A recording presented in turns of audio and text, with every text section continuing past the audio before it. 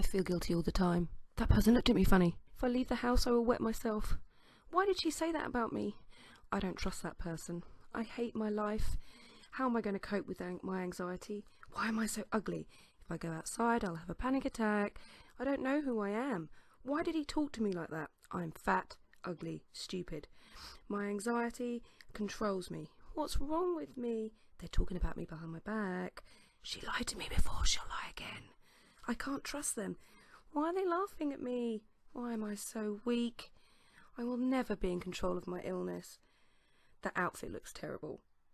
Your makeup makes your face look worse. You've such a big nose. People think I'm a slut. I will never amount to anything. I have achieved nothing in my life. I can't go outside. Someone will get angry with me. I hate anxiety. I hate anxiety. I hate anxiety. I hate living with anxiety.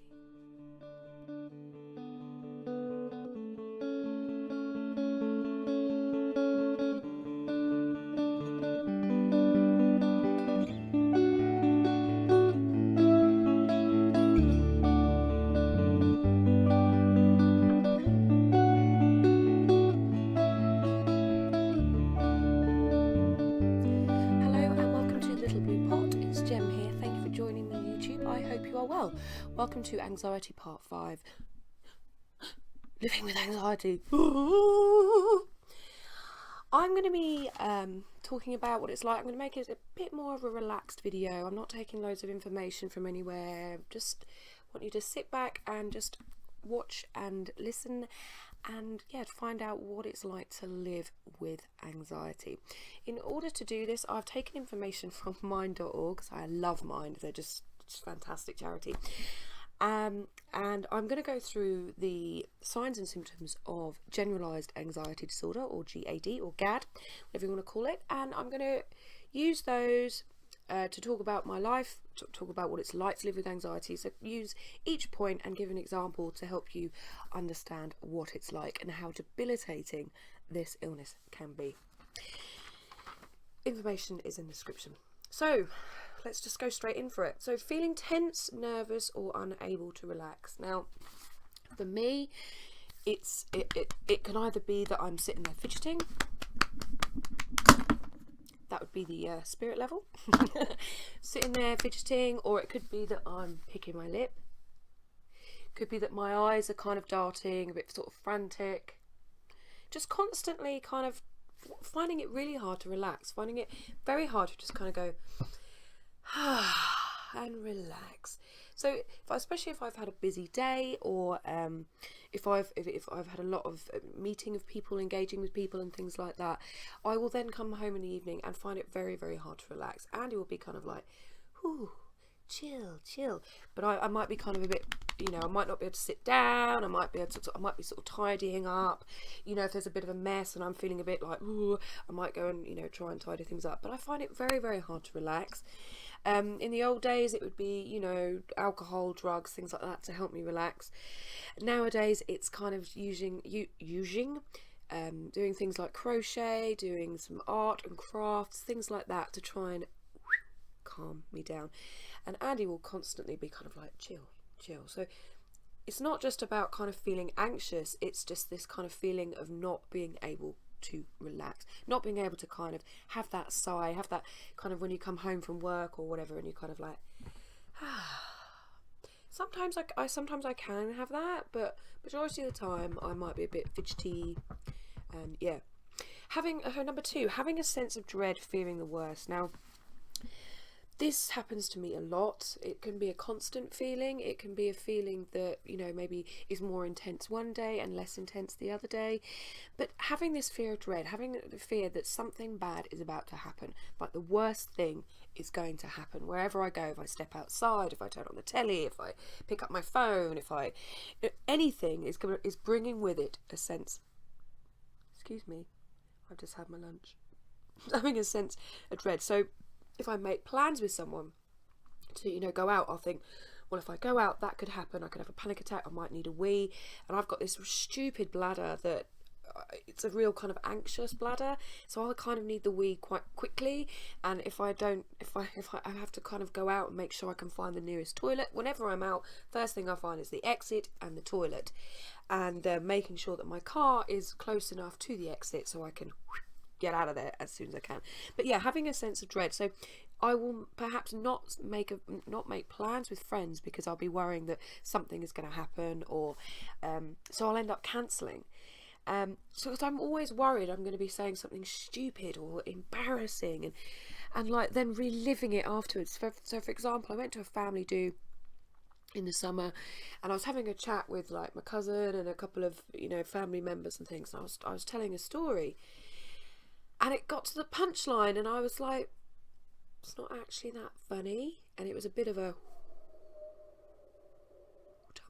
tumbleweed moment, and I then relived that for the following however many weeks, days, months, however long afterwards, just reliving that same story, cringing every time.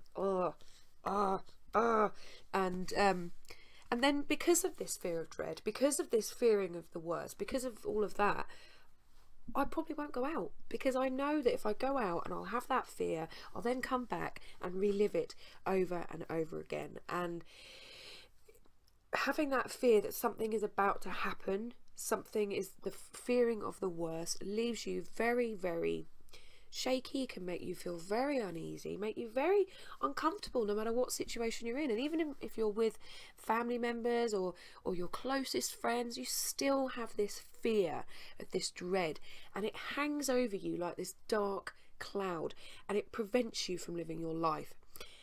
And if you're constantly living in that sense of dread, it's just exhausting. It's a huge waste of time, and it makes me miss out on a lot of stuff, like being, seeing friends or whatever. So yeah, it's fearing the worst and not able to relax. You're constantly. Number 3, feeling like other people can see that you're anxious. So if I'm out and if I'm on my own, so maybe if I'm gone to the supermarket or just into town to get some whatever candles or whatever I buy, it's thinking that people are looking at you, that people that know that you're anxious. So I could be walking around town picking my lip, or playing my hair, feeling awkward and uncomfortable and anxious. And I'll think that people are looking at me, seeing my worried face, or that they can even kind of like, they're looking at me just going, what is wrong with her? She's a bit old, isn't she?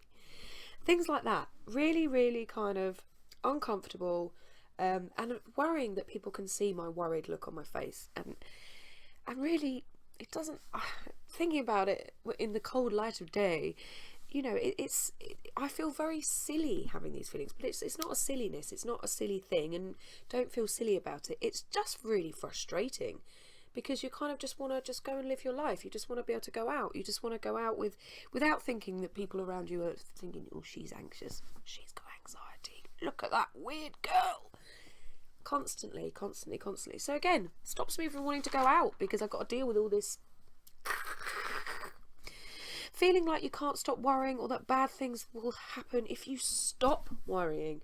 Oh wow, well, I mean, I am a worry monster, whatever that is. And I used to be like this at work. When I was working full time in marketing and communications, I used to have this constantly. I'd be worrying about a meeting, I'd be worrying about worrying, I'd be worrying about having a panic attack, I'd be worrying about having to go and have that meeting with someone. Worrying. And it's such a waste of energy, a waste of time, makes you feel tired, makes you beat yourself up, and it makes me miss out on things. So like I say, we used to do this at work, constantly worrying about everything. And I remember going into work and it'd be like, oh, I've got that meeting. Oh gosh, what was I supposed to do for that meeting?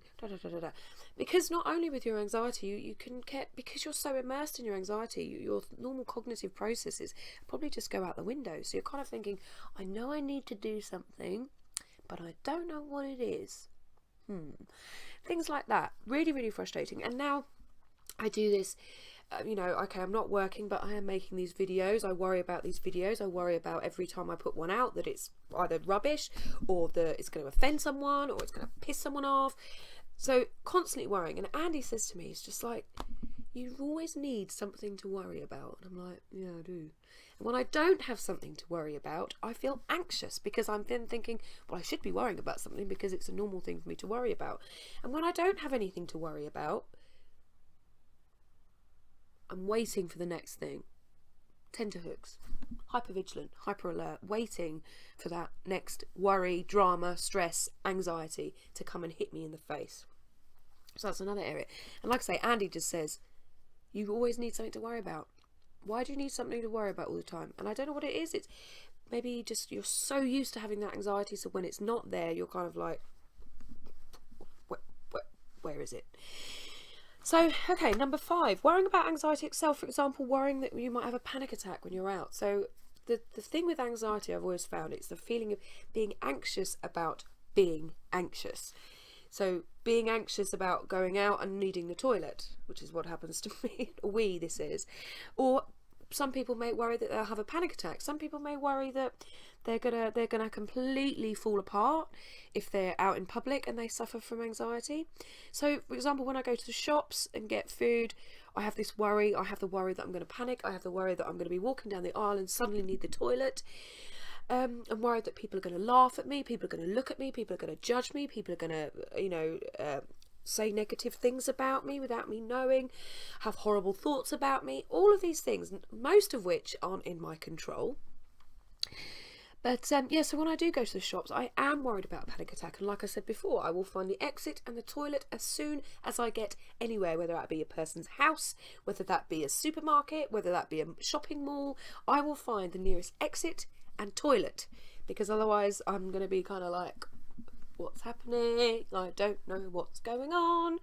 Yeah, really, really, really annoying. Number 6, wanting lots of reassurance. Oh yes. Well, I've because I don't have any sense of sort of I'm quite insecure. I'm insecure because of my mental illness. I'm insecure because of just my life experiences and things like that.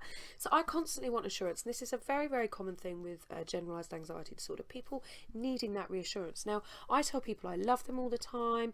Whenever I leave the room, love you, love you, love you, love you, and constantly saying I'm sorry. Oh, I'm sorry, I'm sorry, I'm sorry, I'm sorry, I'm sorry, and all this kind of stuff. And you're like, ugh, just chill out. And it's very, very hard for Andy and my mum sometimes, because I'm kind of like, what should I do? Is that okay? Does this look all right? What should I wear? All of this kind of stuff. And it can be very, very frustrating for them, because they're kind of like, you look fine. You're lovely. I love you. Constantly having to give that reassurance is a full-time job for Andy sometimes, and for my mum. And it's always asking for reassurance can make you also then feel a bit... for me, make me feel even more secure and even more pathetic, and then be like, oh, I hate myself even more now. So always asking for assurance. So it's anything from what I'm wearing to, should I go out? Should I do this? Should I do that? What should I wear? What should I drink? What should I eat? And again, Andy's just like, you can make these decisions yourself. You can. But it's really, really hard, and it's very debilitating for carers as well as myself. Worry you're losing touch with reality. Now, when I'm really, really distressed, or when people have severe anxiety and they get very distressed, they become very, very much fully immersed in their illness. So they can be losing touch with reality, meaning that they may kind of be in the room, but for example, I will be in the room and he'll be over there, and I'm immersed in my anxiety. So he'll be there, but he won't be as present as I am. So he won't be present, so I can see him, I can sense he's there, but on the whole, I feel like I'm losing touch with reality. I want to curl up, I want to hide away, I want to get my blanket and just do this and curl up, and oh my word, that sofa is dirty. I shouldn't have done that. I'm now going to be anxious about that. So worrying and losing touch with reality, and this kind of can be really hard for Andy, because he needs to kind of bring me back in, rein it back in, And yeah, really, really, really challenging one. I'll carry on with that one a little bit when I talk about dissociation shortly. Number eight, rumination, thinking a lot about bad experiences or thinking. Now, every time I go out, I return home and play the rumination game. Woo! Rumination game. So yeah, I'll just relive everything I've done. Every single thing from what I did when I was 12 to what I did last week to where am I going to live in the future. Me and Andy going to, be strong, and am I going to ruin him? Am I going to let my mum down? Am I going to let my family down? Am I going to let my aunt, my nieces and nephew down? Am I just going to kind of like keep going round and round and round and round and round with all of this in my head? And this rumination game can last anything from 5 minutes to 5 hours, and I can just sit there reliving it. And you might even see me go, ooh, oh, oh, oh, oh, because I'm just like, why did I do that? Why did I do that? Why did I do that? Why did I do that? And again, this stops me from going out because I don't like playing the rumination game. The rumination game is really boring and really, really stressful and really, really horrible.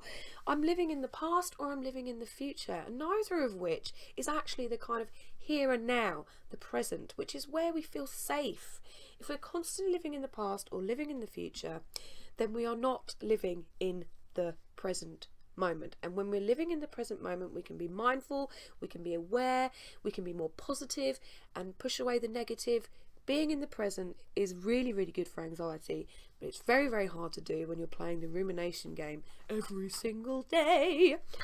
So if I don't go out, I won't do anything embarrassing. So if I stay indoors, don't go out, don't see people, don't arrange to meet people, then I don't play the rumination game, which is great because then I can just sit there and, feel rubbish and beat myself up for not going out. Number 9, depersonalisation or feeling disconnected. This is a type of dissociation. Talked about dissociation in my mental health jargon. Please check it out. But it's about being detached from reality. It's kind of like a form of daydreaming. And I know when I have it because I can sit there and everyone around me kind of feels like they're not around me. And I'm alone and I'm immersed and I'm, in this place. And this is when I'm at my most poorly, I would say, and this can happen when I'm depressed or when I'm anxious, so I'll often just lie there, drifting in and out of reality. I sometimes, and with my tree that I still look at for my, when I have my suicidal ideation, I often lie on the bed and look at the tree and, see me kind of hanging. Sorry, that's really dark, but that can be where you go to sometimes. And this makes it bloody hard to maintain a job. All of these things, if you're going to go into work, you're fearing, let's go through them, shall we? You're feeling nervous, unable to relax. You've got a sense of dread, fearing the worst. Feeling like other people know that you're anxious. Feeling that you can't stop worrying or that bad things will happen when you do stop worrying. Worrying about anxiety itself, for example, having a panic attack or needing a wee. Wanting lots of reassurance. Worrying you're losing touch with reality. And rumination game, depersonalisation, and worrying a lot about things that might happen in the future. Again, I talked about living in the past, living in the future. Living with anxiety often means you are either living in the past or focusing on old mistakes or regrets. Living in the past means you are not in the present, you're not in the now. And that is where I try to get to when I'm trying to manage my anxiety, when I'm doing breathing techniques. Yoga is really good for anxiety as well, as is Tai Chi. Anything that is mindful movement, really, really good for anxiety. But yeah, day to day, living with anxiety is really, really hard.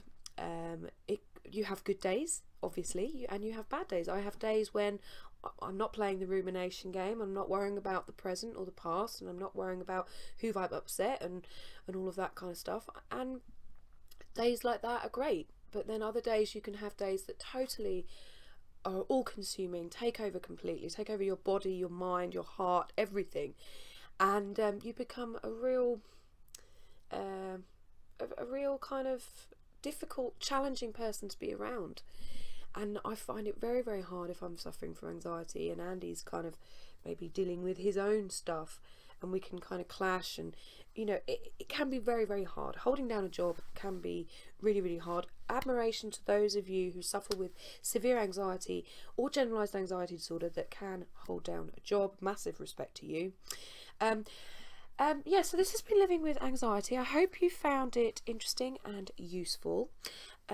Please share with me in the space below in the comments what it's like for you to live with anxiety. Have you come across anything today that maybe you're like, oh, I do that too? Whatever you want to share with me, please put it in the space below. Always good to hear from you guys.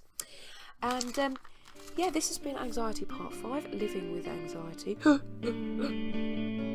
Take care. Please like and subscribe if you haven't already, and I'll see you next time. Take care, guys. Bye now.